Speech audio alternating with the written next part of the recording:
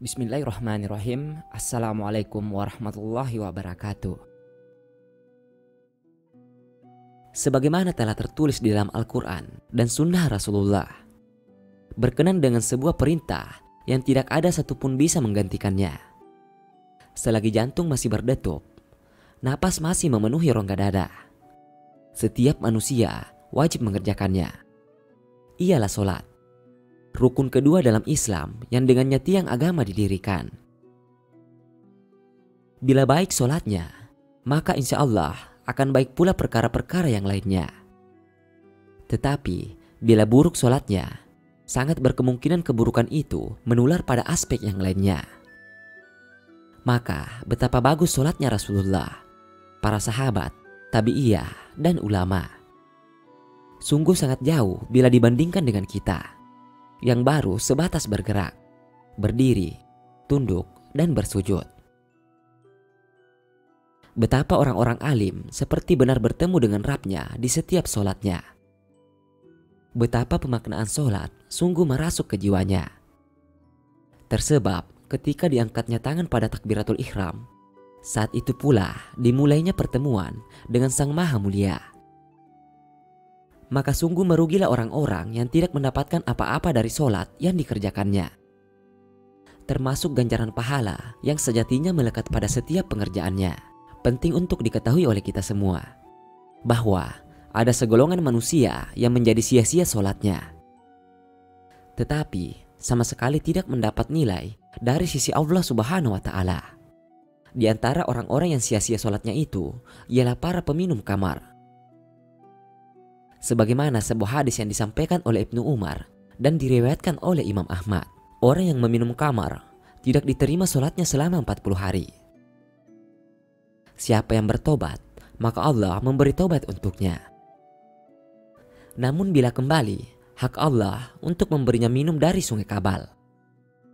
Seseorang bertanya, apakah sungai Kabal itu?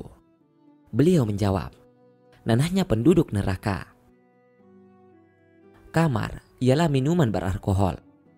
Artinya, segala bentuk minuman yang mengandung alkohol termasuk ke dalam jenis kamar.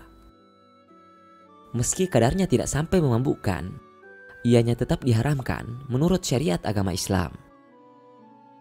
Pada hadis tadi, jelas bertuang sebuah ancaman bahwa Allah tidak akan menerima sholatnya orang-orang yang masuk ke dalam tubuhnya kamar selama 40 hari.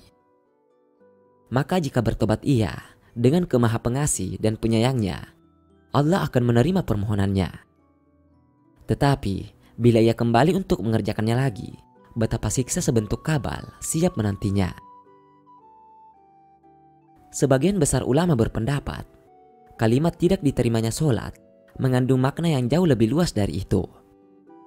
Bahwa solat hanya sebagian sebuah kedudukan bila ia merupakan ibadah yang utama. Sebagaimana penjelasan Al-Mubarakpuri, penyebutan solat secara khusus adalah karena solat merupakan ibadah fisik yang paling utama. Jika ia tidak diterima, maka ibadah-ibadah yang lain lebih tidak diterima. Maka orang yang memasukkan kamar ke dalam tubuhnya berkemungkinan untuk bukan hanya solatnya saja yang tidak diterima, tetapi juga pada seluruh amal ibadahnya. Hanya tersebab seteguk minuman haram, hancurlah seluruh nilai amalan kita di sisi Allah Subhanahu wa Ta'ala. Bila tidak diterima selama 40 hari, lantas untuk apa mengerjakannya? Menurut para ulama, makna tidak diterima ialah tidak mendapatkan pahala. Sehingga bila sepeminum kamar mengerjakan solat, maka yang didapatkannya hanya gugurnya kewajiban saja. Allah tidak akan memberikan kepadanya nilai pahala dari apa yang dikerjakannya. Sebagaimana Imam An-Nawawi menjelaskan, makna dari solatnya tidak diterima adalah bahwa solatnya tidak mendapat pahala meskipun kewajibannya telah gugur. Karenanya, solat tetap wajib dilaksanakan untuk menghindari hukuman yang jauh lebih berat lagi. Betapa Allah masih meringankan dengan hanya tak bernilai. Sehingga bagi peminum kamar masih berkesempatan untuk tetap mengerjakan sebagai bentuk dari keseriusan memperbaiki diri. Namun bila kembali kamar masuk ke dalam tubuhnya, sungguh hanya Allah yang berhak menentukan sebentuk siksanya kelak di neraka. Allahu Akbar, Allahu Akbar,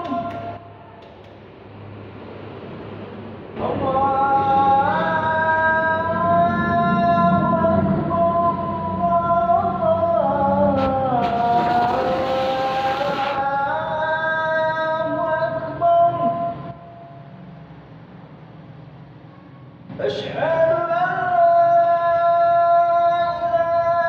إله إلا